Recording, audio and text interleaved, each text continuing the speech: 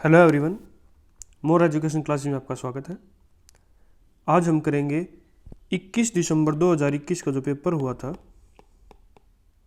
CTET का paper two के लिए हम मैथ्स का पोर्शन आज हम सोल्व करेंगे। आंसर की ऑफिशियल आंसर की जो आई है, ऑफिशियल आंसर की के अकॉर्डिंग आज हम चेक करेंगे। ठीक है भाई, ये ऑफिशियल आंसर की है। चलिए स्टार्ट करते हैं। फर्स्ट क्वेश्चन है हमारे पास, a 4 digit number 4ba5 is divisible by 55। The value of a minus B is. कैसे निकालेंगे देखिए, 4ba5 ये 55 से डिवाइजेबल है, 55 से डिवाइड होता है, तो इसमें ये 5 से भी डिवाइड होगा और 11 से भी डिवाइड होगा। अब 11 से डिवाइड का आपको फॉर्मूला पता है, ओड प्लेसेस की जो टर्म्स हैं और इवन प्लेसेस की जो टर्म है उनका सम करके सब्ट्रैक्ट कर देंगे, या तो वो 0 आएगा या फिर 11 से डिविजिबल आएगा। तो इसमें क्या है, 4 plus a minus B plus 5, क्या आ गया भाई, 4 plus a minus B minus 5, a minus B minus 1 आ गया। या तो वो 0 होगा या फिर 11 होगा। 0 अगर 0 होता है तो a minus B is equal to 1, a minus B is equal to 1, ये थर्ड आपका आंसर होगा। बिल्कुल आसान क्वेश्चन है। 4 अंकों की एक संख्या 4ba5 संख्या 55 से भी भाज्य है, तब a माइनस बी का मान क्या होगा भाई, 1। ऑप्शन 3 आंसर हो गया।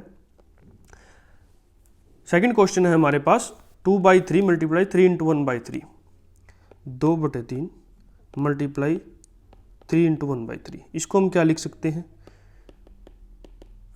10/3। ठीक है भाई, 2/3 मल्टीप्लाई 10/3। अब इसका वैल्यू क्या आ गई, 20/9। बिल्कुल आसान क्वेश्चन है, 2 इंटू 2 से 2/9। ठीक है, ये आंसर आ गया 2, ऑप्शन 2 आंसर आ गया। बिल्कुल आसान क्वेश्चन है भाई, ये ऑफिशियल आंसर की के अकॉर्डिंग चल रहे हैं भाई। थर्ड क्वेश्चन है हमारे पास, -45 मल्टीप्लाई 109। अब क्या करना मुझे, is not the same as, ये चेक करना कि इन चारों में से कौन इसका सेम है कौन नहीं है। ठीक है, नोट चेक करना कौन सा इसके लिए सेम नहीं है। अगर हम ए ऑप्शन चेक करेंगे, ए ऑप्शन भी सेम है। -45 अगर हम कॉमन लेंगे तो 100 + 9 सेम ही आ गया जो हम लेके चले थे। ठीक है भाई, -45 मल्टीप्लाई 109। सेकंड भी यही है। थर्ड ये नहीं है और फोर्थ भी सेम है। ठीक है, फोर्थ का -45 मल्टीप्लाई 109 ये नहीं है। देखिए ये इसकी वैल्यू अलग डिफरेंट आएगी, -45 मल्टीप्लाई 100 + 9, -45 00 + 9, ये वैल्यू डिफरेंट होगी इससे। तो ऑप्शन 3 आपका आंसर हुआ। क्या आंसर हुआ भाई, ऑप्शन 3, -45 मल्टीप्लाई 100 + 9। ठीक है, थर्ड क्वेश्चन का आंसर हमारे पास 3 है। नेक्स्ट चलते हैं, विच of the following is not true. Question हमें बिल्कुल ध्यान से पढ़ना, नॉट ट्रू के बारे में पूछा। पहला ऑप्शन है, HCF and LCM of 2 numbers are 12 and 108 respectively. देखें LCM और HCF में क्या रिलेशन होता है भाई, जो HCF होता है वो डिवाइड्स करता है LCM को। ठीक है, ये स्टेटमेंट बिल्कुल करेक्ट है, HCF डिवाइड करता है LCM को हमेशा। तो ऑप्शंस अगर हम चेक करेंगे, क्या HCF 12 दे रखा है और LCM यहाँ पर 108 दे रखा है, तो क्या 108 12 से डिविजिबल होता है, जी हाँ 9 पर डिविजिबल होता है। तो ये हो सकता है, बट नॉट ट्रू के बारे में पूछा है। LCM and HCF of 2 numbers, LCM ने यहाँ पर दे रखा 180 और HCF दे रखा है 25। क्या है 25 से डिविजिबल होता है, चेक करिए, जी नहीं, ये डिवाइड नहीं होता, एग्जैक्ट डिविजिबल नहीं होता। तो ये LCM और HCF 2 नंबर्स के नहीं हो सकते। तो ये आपका आंसर हुआ। निम्नलिखित में से कौन सा सत्य नहीं है, ये आपको पता चल गया है कि सेकंड आपका आंसर है। ठीक है भाई, चलिए आगे चलते हैं। फिफ्थ क्वेश्चन है हमारे पास, if A and B are digits and A3 + 8B is equal to 150। A minus B की वैल्यू निकालनी है। देखिए भाई, A3 दिया हुआ है और 8B दिया हुआ है, इसका सम दिया हुआ आपको 150। तो यहाँ पर B की वैल्यू कितनी आएगी, लास्ट में 0 लेके आने के लिए B की वैल्यू आ गई भाई 7। ठीक है, B की वैल्यू अगर हम 7 सब्स्टिट्यूट करेंगे तो ये 1, ये होगा 9 + A की वैल्यू कितनी आनी चाहिए, 9 + A की वैल्यू कितनी आनी चाहिए, 15। ठीक है, A की वैल्यू कितनी आनी चाहिए भाई 6। ठीक है, ए की वैल्यू 6 हो गई और बी की वैल्यू आपके पास क्या आ गई 7, तो ए माइनस बी की वैल्यू कितनी आ गई 6 माइनस 7 इज इक्वल टू -1। बिल्कुल आसान क्वेश्चन था। फिफ्थ क्वेश्चन का हमारे पास है 4 आंसर। फोर्थ ऑप्शन आंसर है अभी -1 इसका आंसर है। ये आप क्वेश्चन पढ़ लेना हिंदी के लिए। हिंदी के लिए भी ऑप्शंस तो सेम ही है, हिंदी और इंग्लिश में क्या फ़र्क पड़ता है, मैथ्स के क्वेश्चन में ज़्यादा डिफरेंस नहीं होता बिल्कुल भी। अब देखिए, height and base radius of a one cylinder are respectively 30 centimetre और 6 centimetre and that of another cylinder की दे रखी 15 सेंटीमीटर और 12 सेंटीमीटर। ठीक है भाई। The ratio of the volume of first cylinder to the second cylinder. अब volume निकालेंगे हम फर्स्ट सिलेंडर की, फर्स्ट सिलेंडर की वॉल्यूम का क्या फॉर्मूला होता है भाई, सिलेंडर का पाई आर स्क्वायर एच। ठीक है। अब वैल्यू सब्स्टिट्यूट कर दीजिए, first cylinder divided by second cylinder की वॉल्यूम का रेशियो निकालना है। तो यहाँ पर फर्स्ट सिलेंडर की रेडियस हमारे पास क्या दे रखी है 6 मल्टीप्लाई हाइट हमारे पास क्या है 30। ऐसे ही सेकंड के लिए रेडियस हमारे पास क्या दे रखी 12 मल्टीप्लाई 15। अब देखिए ये डिवाइड कर दीजिए 15 से, यहाँ पे 2 6 और 2 12 ये कैंसिल हो गया, तो 1:2 आ गया भाई। 1:2 कहाँ पर है, थर्ड ऑप्शन। बिल्कुल आसान क्वेश्चन है, 1:2 इसका आंसर आ गया। एक बेलन की ऊंचाई और आधार त्रिज्या क्रमशः 30 सेंटीमीटर 6 सेंटीमीटर तथा दूसरे बेलने की ऊंचाई और आधार त्रिज्या क्रमशः 15 सेंटीमीटर और 12 सेंटीमीटर। पहले बेलन के आयतन का दूसरे बेलन के आयतन से अनुपात, ये आपका आंसर हो गया 1:2। सातवां क्वेश्चन है हमारे पास, parameter of a triangle is 104 centimetre. ठीक है, 104 centimetre parameter. Ratio of length and breadth is 8:5। Area of rectangle पूछा है। देखिए लेंथ को हम क्या मान लेंगे, लेंथ को हमने मान लिया 8x और ब्रेथ को हमने क्या मान लिया, ब्रेथ को हमने मान लिया 5x। ठीक है, लेंथ एंड ब्रेथ की रेशियो आ गई भी 8:5। अब पैरामीटर ऑफ रेक्टेंगल क्या होता है, parameter of rectangle 2 × L + B, 2 × length plus breadth. अब देखिए इसकी वैल्यू दी हुई है, लेंथ 8x है, ब्रेथ 5x है और इसकी वैल्यू हमारे पास दीजिए 1404। अब इसकी वैल्यू कितनी आ गई 13x × 2 = 104। अब डिवाइड कर दीजिए, यहाँ पे 52 2 से दोनों तरफ करेंगे और 13 से दोनों तरफ करेंगे तो 4x की वैल्यू हमारे पास आ गई भी 4।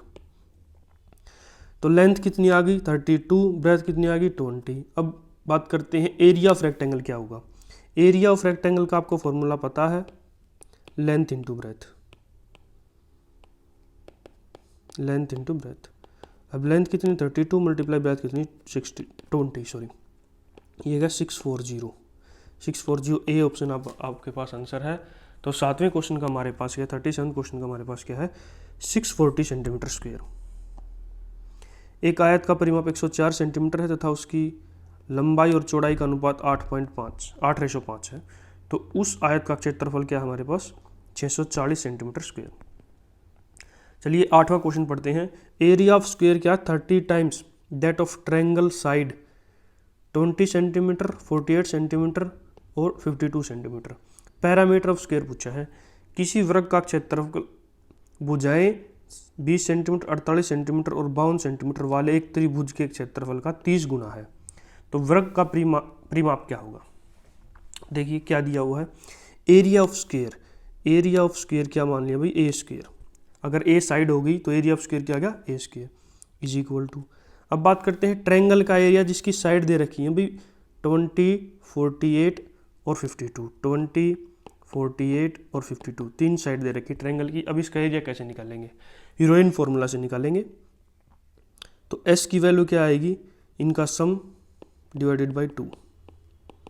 ठीक है, सम डिवाइडेड बाई 2। अब कितनी आ गई 60। ठीक है, अब हीरोइंस फॉर्मूला से एरिया जब हम निकालेंगे तो एरिया ऑफ ट्रायंगल क्या होगा, एरिया ऑफ ट्रायंगल क्या होता है हीरोइन फॉर्मूला से S minus A S minus B और एस माइनस सी।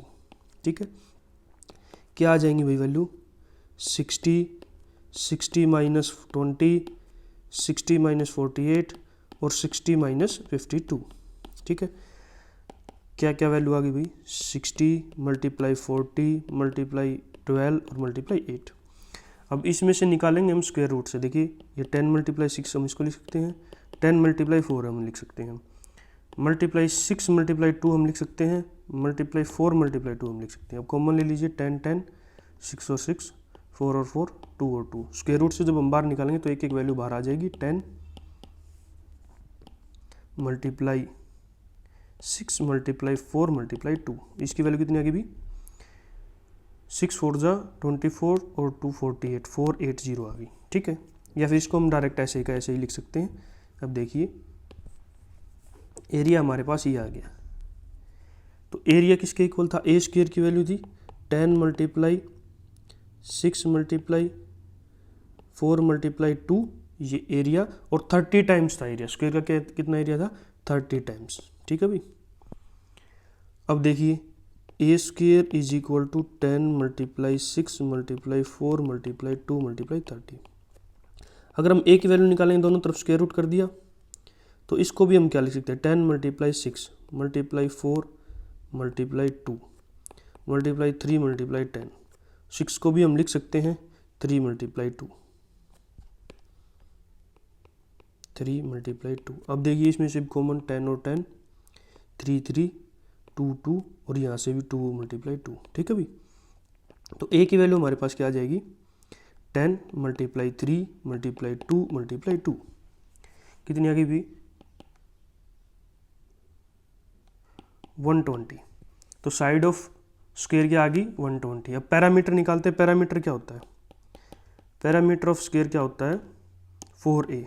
तो 4a कितनी वैल्यू आ जाएगी, 4 मल्टीप्लाई 120, 480 आ गया भाई, 480 आ गया।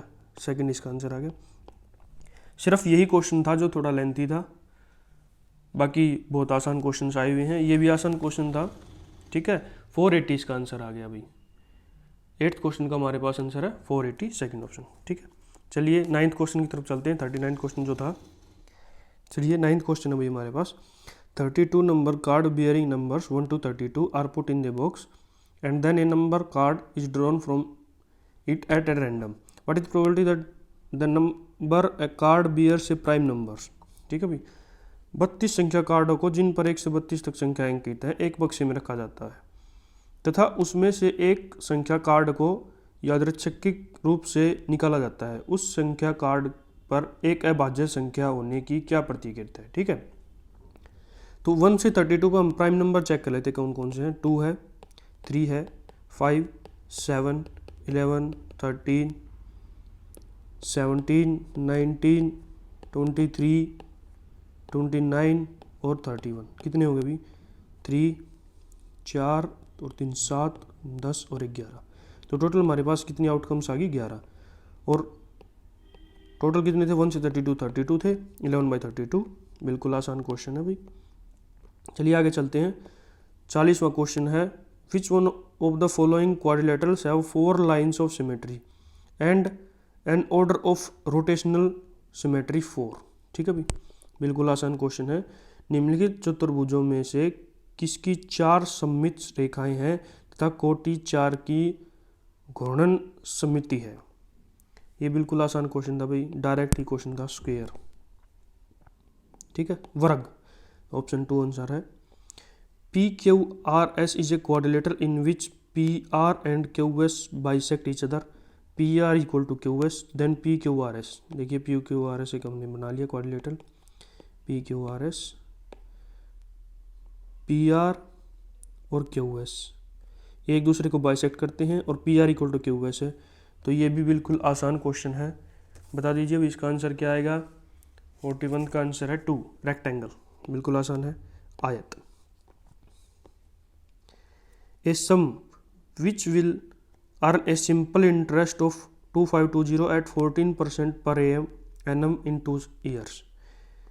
वह धनराशि जो 14% वार्षिक की दर से 2 वर्ष में 2520 साधारण ब्याज अर्जित करती है, निम्नलिखित में से कौन सी है भाई। सभी को पता है सिंपल इंटरेस्ट क्या आएगा भाई, PRT डिवाइडेड बाई 100। ठीक है, ऐसे ही लिख देते हैं, सिंपल इंटरेस्ट इसी फॉर्मूले से निकाल देते हैं। 2520 is equal to P, principal amount हमें निकालना है, रेशो 14% से है, टाइम 2 है बाई 100। तो p की वैल्यू क्या आ जाएगी भाई 2520 मल्टीप्लाई 100 डिवाइडेड बाई 14 मल्टीप्लाई 2। अगर हम 14 से डिवाइड करेंगे, अब 2 से डिवाइड करेंगे 90, तो प्रिंसिपल वैल्यू क्या आएगी भाई 9000 रुपये। बिल्कुल आसान क्वेश्चन था ये भी, एक ही सेकंड में आंसर निकल जाता है 9000। चलिए आगे चलते हैं।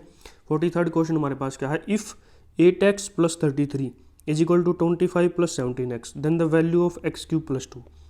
यदि 8x plus 33 equal to 25 plus 17x है तो x क्यूब प्लस 2 का मान क्या होगा। देखिए ये भी बिल्कुल आसान क्वेश्चन है, 8x plus 33 is equal to 25 plus 17x। ठीक है, इसको उधर ले जाएंगे, इसको उधर ले आएंगे, तो क्या आ जाएगा भाई 17 में से 8 का 9x इज इक्वल टू 33 में से 25 का 8। x की वैल्यू हमारे पास आ गई भाई 8/9। हमें निकालना क्या है x क्यूब प्लस 2, 8/9 का क्यूब प्लस 2, तो 8 का क्यूब होगा 512 और 9 का क्यूब होगा 729 प्लस 2। कितना का नीचे आएगा 729। अब देखिए 729 कौन कौन से के तो नीचे ये रहा, बस आपको कंप्लीट सोल्व करने की भी ज़रूरत नहीं है, बाकी सोल्व भी कर लेते हैं। तो 512 प्लस 1458 कितना आ गया भाई 1970 डिवाइडेड बाई 729। देख लीजिए यही आ गया आपका आंसर। बिल्कुल आसान क्वेश्चन है। Factorise form X square minus 17x plus X square minus 17x minus 38। X square minus 17x minus 38 का गुणनखंडित रूप क्या है। देखिए बिल्कुल आसान क्वेश्चन है। अब देख लीजिए आपको पता है 19 और 2 के अंदर दे रखा है फैक्टराइजेशन, तो 19 और 2 के अंदर आप कर लीजिए 19 और 2, x square minus 19x plus 2x minus 38। तो क्या हो गया x कॉमन ले लिया, x माइनस 19 आ गया, इधर से 2 कॉमन ले लिया, x माइनस 19 आ गया, तो x माइनस 19 और x प्लस 2, ये आंसर आ गया। बताओ इसके अंदर करना क्या था, 4th का आंसर हुआ। 44th का आंसर है भाई 4। What is the coefficient of x square in the product of this. 2x square minus 5x plus 4 और x square plus 7x minus 8 के गुणनफल में x स्क्वेयर का गुणन क्या है। देखिए ये भी आसान क्वेश्चन है, करना क्या है आपको कंप्लीट सोल्व नहीं करना है इसके अंदर, ठीक है, मैं बता देता हूँ। देखिए एक्स स्क्वेयर का कोफिशिएंट के बारे में बात करते हैं। एक्स स्क्वेयर का कब आ सकता है एक्स स्क्वेयर, जब एक्स स्क्वेयर की वैल्यू किसी कॉन्स्टेंट के साथ 4 के साथ हमने मल्टीप्लाई कर दी, 4x स्क्वेयर आ गया। एक्स की एक्स के साथ ही मल्टीप्लाई किया तभी आएगा, तो 7 × 35 एक्स स्क्वेयर आ गया।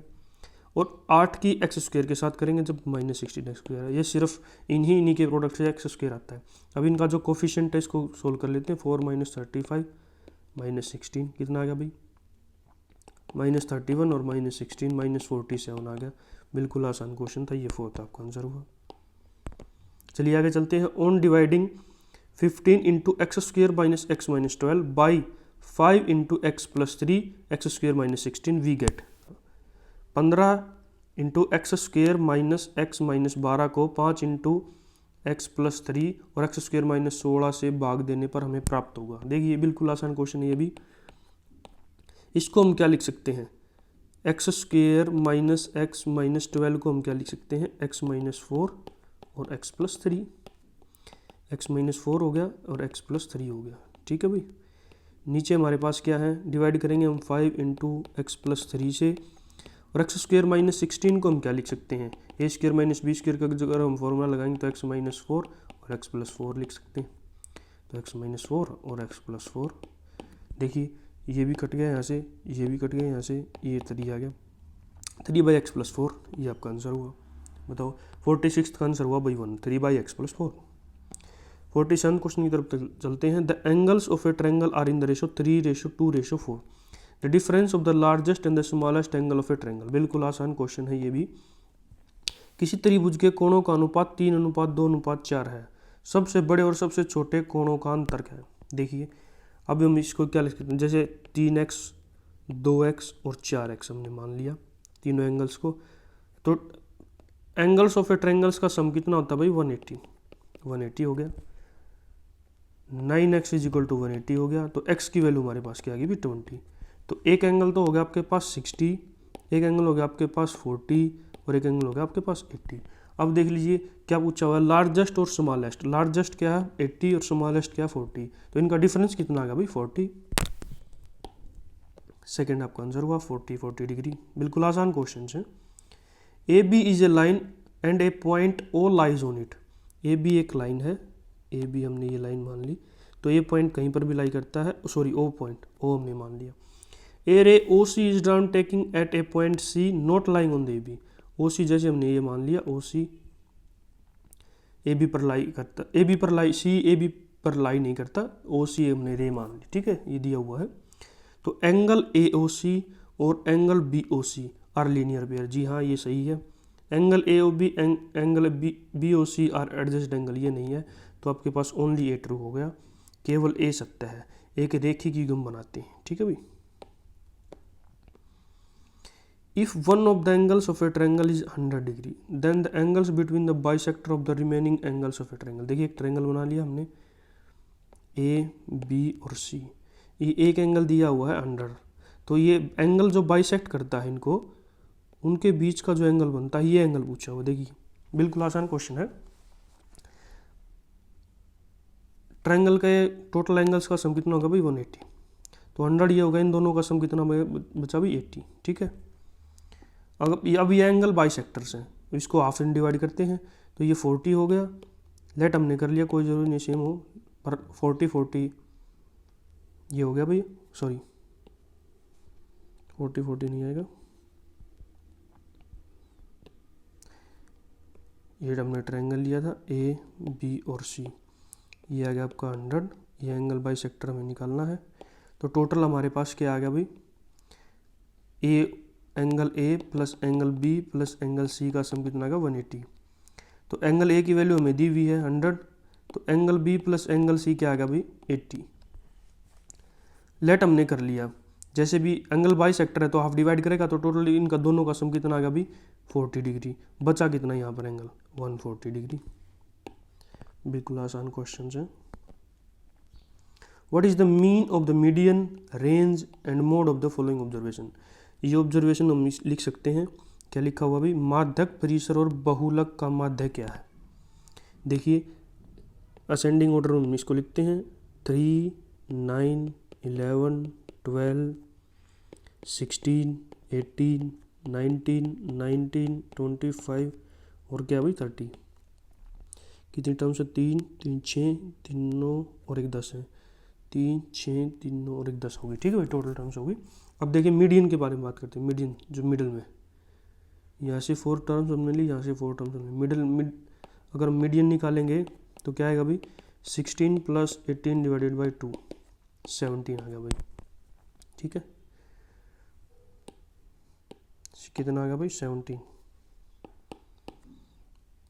अगर हम रेंज निकालेंगे तो लार्जेस्ट टर्म में से स्मॉलेस्ट टर्म माइनस कर देते हैं, 30 - 3 = 27 आ गया। मोड हम निकालेंगे, मोड क्या होता है, जो ज़्यादा बार रिपीट होती है वैल्यू, 19 हो गया भाई। अगर हम इन तीनों का मीन हमें निकालना है, तो मीन क्या होगा भाई, तीनों का सम 17 + 27 + 19 डिवाइडेड बाई 3, कितना होगा भाई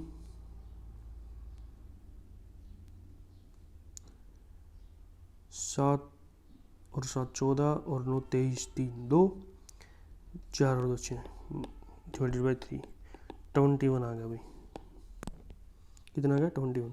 बिल्कुल आसान क्वेश्चन है। 51वां क्वेश्चन हमारे पास, classroom environment plays an important role in overcoming mathematics anxiety among learners. Which of the following statement or situation are inductive of a mathematic classroom free from fear and anxiety among learners. A option हमारे पास क्या है, ए sense of failure in mathematics among majority of students, product oriented assessment aiming at ranking student on the basis of correct answer given, ये भी गलत है। ए sense of failure in mathematics among majority of student, ये भी गलत है, ये statement गलत है भाई। Student posing and solving problems related to their daily life, बिल्कुल आसान यही होगा। Teachers engaging meaningfully with every child in the class, ये भी सही है, तो सी और डी ऑप्शन सही होगा, तो ये सेकंड ऑप्शन हुआ 51 का सेकंड ऑप्शन हुआ सी और D.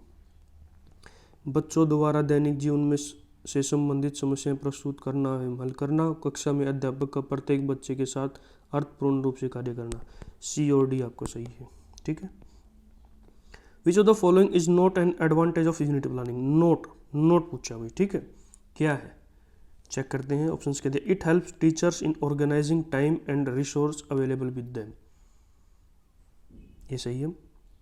It helps in giving a balanced emphasis to various aspects of content. It helps in designing a systematic sequential and graded arrangement of content. It helps student to manage their teaching learning experiences. ये option आपका सही होगा, fourth option सही है। Note पूछा है नहीं, तो फोर्थ ऑप्शन आंसर हुआ भाई। यह छात्रों को उनके शिक्षण अधिगम के अनुभवों को प्रबंधित करने में मदद करता है। 53rd क्वेश्चन हमारे पास 53वां क्वेश्चन है। विच of the following measures you will take to prevent the conceptual error in the mathematics। सबसे पहले हमारे पास क्या, provides hand-on experience in learning the concept, बिल्कुल सही है। provides a richer mathematics environment which will lead to deeper understanding of concept, ये भी सही है। provide an open-ended questions for discussion, ये भी सही है। promote the use of calculator, ये गलत है भाई। तो ए बी सी जहाँ पर हुआ ए बी सी, ये आंसर हुआ आपका ए बी सी। ठीक है, चलिए नेक्स्ट चलते हैं। 54th क्वेश्चन है to commemorate the birth anniversary of legendary mathematician Srinivasa Ramanujan, recently the celebrated of Ganit week in the schools has been announced by CBSE। तो गणित की फुल फॉर्म क्या है भाई, बिल्कुल आसान है। 54th का है भाई 1 growing aptitude in numerical innovations and training, बिल्कुल आसान क्वेश्चन है भाई। ये रिपीटेड क्वेश्चन हैं CTET के अंदर। According to national curriculum framework 2005 school mathematics must take place in situation where student क्या करते हैं, realise mathematics as the part of their life experience, बिल्कुल सही है, यही है। Realise mathematics as part of school life, ये भी गलत है। Memorise the formula to solve important problem, ये भी गलत है। Use convergent thinking to solve contextual problem mathematics problem, ये भी गलत है। तो फर्स्ट ऑप्शन आपका सही हुआ। गणित को अपने जीवन के अनुभवों के एक भाग के रूप में समझें। A middle school mathematics teacher distributed a piece of rope 1 meter long to her students. She asked them to make a list of things in their surrounding that are 1 meter long, slightly less or more than 1 meter, double or half of 1 meter. Which of the following statement is true for the given situation? ठीक है, ये true बताना भाई, given situation के according कौन सी statement true होगी। First option है it can be used as an activity to introduce standard unit of the length measurement in the class, ठीक है, ये भी सही है। It can be use to encourage children to estimate length of objects in daily life, ये भी सही है। It is a good activity to establish formula for conversion of metre centimetre and vice वर्सा, ये गलत है। This type of activity should be given only as home task so that class time is utilise for solving the question, ये भी गलत है।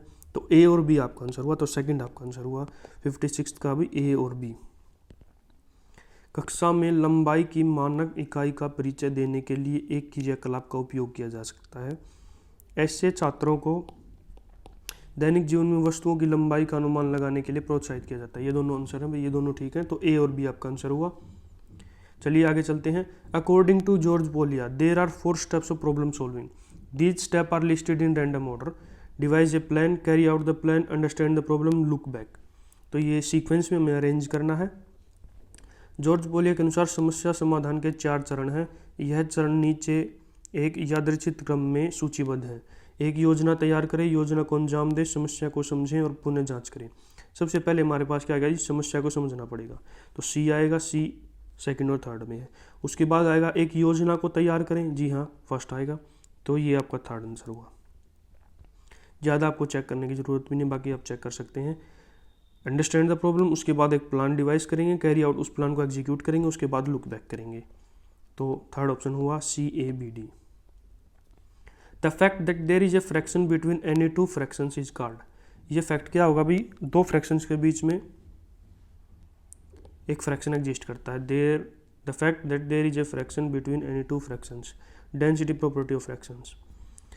यह तथ्य कि किन्हीं 2 भिन्नों के बीच एक भिन्न होता है, इसे हम कहते हैं भिन्नों का घनत्व गुण, ठीक है भाई। 59 क्वेश्चन है। A middle grade mathematics teacher wants to develop a rubric for assessing the levels of learning in हर student for topic geometrical shapes.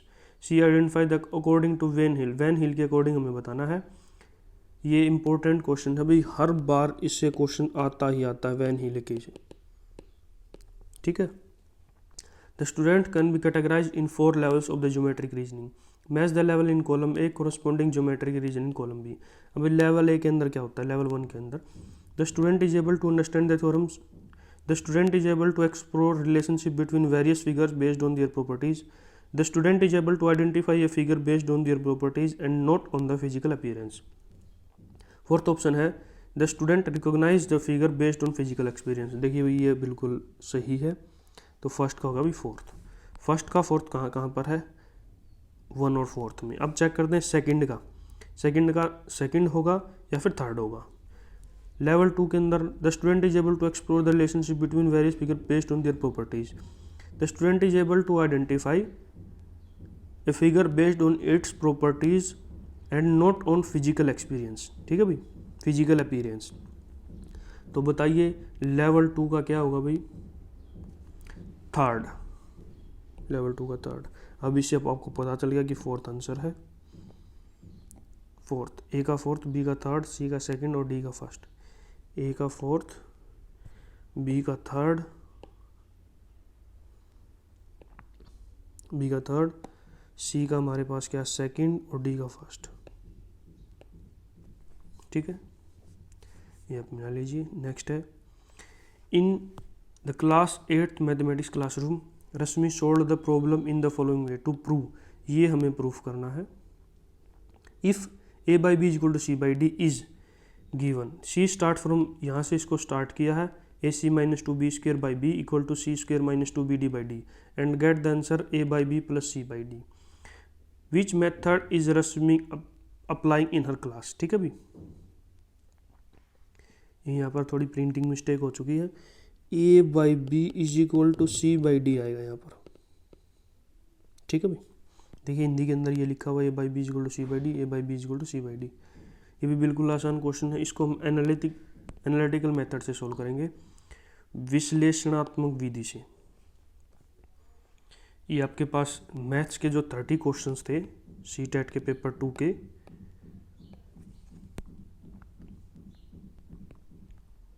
CTET paper 2 का जो मैथ्स का पूरा पोर्शन था 30 के 30 क्वेश्चन का, वो हमने सोल्व करवा दिया है।